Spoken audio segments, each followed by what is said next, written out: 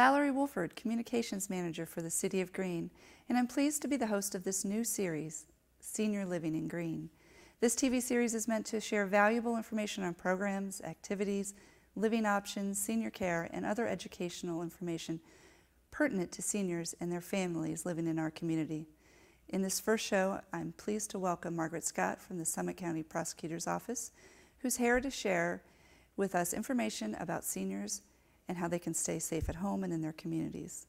Welcome, Margaret. Thank you, Valerie. I'm very happy to be here. Well, this topic for seniors I think is a really big one because we always talk about safety. But before we get into the topic, tell me a little bit more about what your role is at the Prosecutor's Office. I work for Summit County Prosecutor Sherry Bevan Walsh, and I'm Chief of the Criminal Division. And we handle the felony cases where you see that someone has stolen from a senior, theft from the elderly. We also work with Adult Protective Services in handling the elder abuse cases. Additionally, I spend a great deal of time out in the community educating seniors on how to protect themselves from scams, and I do some senior self-defense classes. So you're rather busy. I am. All right. Well, so safety is a big topic, and so you mentioned scams. So tell me some of the safety issues that you see with seniors and things that they need to be mindful of. Well, unfortunately, a lot of criminals and con artists, they believe that seniors, because they're very trusting and maybe they grew up in a different time, that they're easy targets. So what we do see is we see criminals going after and targeting seniors specifically. And some of the scams that we see are the grandparent scam. And that is one where they're basically preying on everyone's compassion and concern for their family.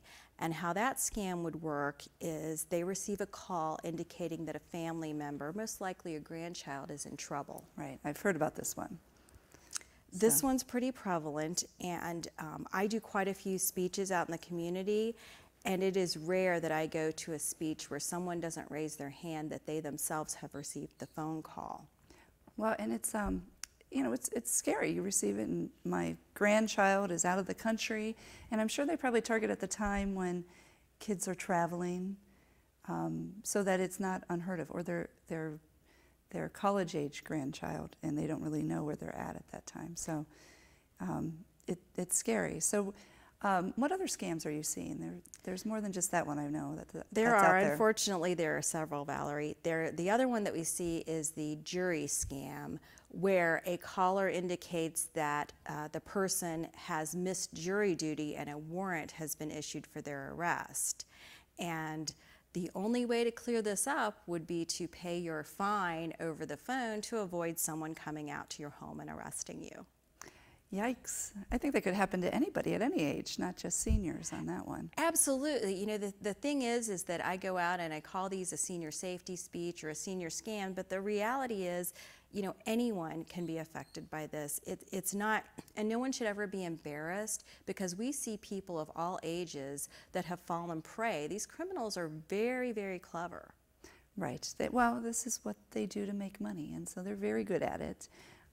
So, my mom is elderly, and she's received random calls, and when she starts telling me about them, I'm like, I'm not sure if that's legit or not, and it's always concerning.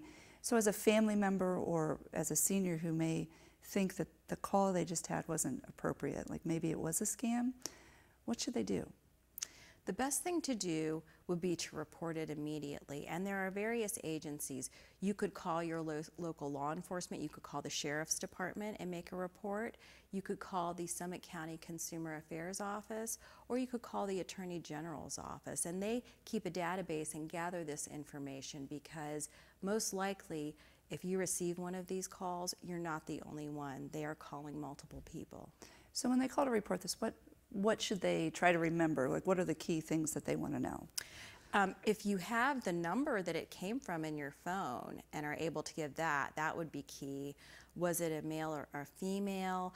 Did they have an accent as if they were maybe not a local person?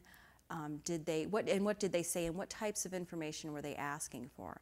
Most of the time, they're trying to get you to turn over some sort of personal information. So exactly the type of information they were looking for would be very helpful. So what happens if, say, a senior is on the phone, they give a credit card or bank information over the phone, and they then realize, wait a second, I shouldn't have done that. What should they do then? I mean, that's a call to the Summit County Sheriff's Department at that point? I think the first thing at that point would be to contact their bank or the credit card company and let them know the situation, and that after thinking about it, that they have disclosed this information, but that now they have a concern that that was a scam, and that will maybe perhaps immediately they can put some sort of hold on that transaction. Then the next call would definitely be to the Sheriff's Department to make a report. All right.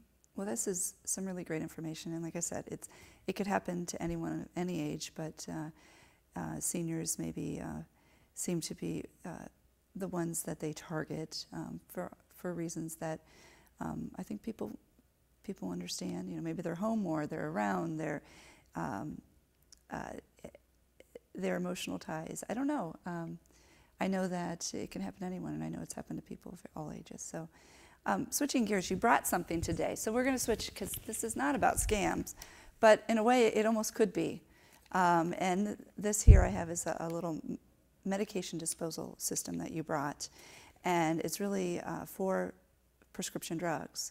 And as you're aware, and us here in Greene are aware, that there's this opiate epidemic going on in our community, in Summit County, and in the country. And these little bags are really important. So tell me why you brought this, and how does it impact seniors? Well, Valerie, this little bag is available through at different pharmacies, Acme, the Summit County Prosecutor's Office will provide them, and the Summit County Opiate Task Force will provide them. And how this works is, if you have medication that's either old or maybe you didn't take all of it or you don't need it anymore, rather than flushing it down the toilet or putting it in the garbage, you can pour it into this packet, and it actually disintegrates and dissolves so that it is of no use. Someone can't take it. Right. And unfortunately, what we're seeing is we see people who either con their way into someone's home or break in, and they're looking for drugs. So you may have someone who's, say, installing a floor or doing some work on your home, and they ask to go to the bathroom, and while they're in there, they're actually rifling through the medicine cabinets, taking medicine, or looking to see what's available, and then someone comes back later and breaks in. Right. Well, and it could even be family members. And that's, you know, the nature of those who become addicted to opiates. The need to continue to feed that addiction is so severe. So, but you're right. It could be a caregiver. It could be a family member. It could be somebody that's doing work on your house, or the cleaning service, or whatever. It really it's difficult. So. And a lot of times when we have pain medications, we don't need them for the 30 days that we've been given. And what do we do with all those empty bottles, or half-empty or half-used bottles? We leave them in our medicine cabinet. So really the safe thing to do is these, and these are really great. The other place that people here in Greene can drop off is at the Summit County Training Facility over on Greensburg Road, and they can bring their medications there. I think it's between 7:30 and 3:30, and they can drop them off there as well, and it's a safe way to drop off the medications, and I've done that with old medications, and it's just probably a good practice we all need to do, not just seniors, is when we are done with medications or we didn't need it all, that we just dispose of them. So, and the Greene Drug Task Force has some of these as well, so they are around, and hopefully people will start using them. So, well, anything else you'd like to share about senior safety that we didn't cover this morning? Just that it's very important that you not be afraid to make a report and come forward or be embarrassed. All the reasons that you spoke about before why seniors are targeted are very good reasons, but they also target them because they know that sometimes they may be embarrassed or afraid to report it. They might think that people will think, oh, well, they're not very smart, or they're unable to live alone independently. But no one's going to think that. I've met with thousands of victims, and you know, many of them are like, oh, I was so stupid, you know, I should have known. But that's not true. You know, any of us can be a victim of a crime, so it's very important that you not be embarrassed and that you make a report so that hopefully we can catch the people involved. Thanks for coming today, Margaret. I really appreciate you sharing this information. It's very valuable to our seniors. I'm happy to be here. Well, thank you. I hope you have enjoyed this first episode of the Senior Living in Green series.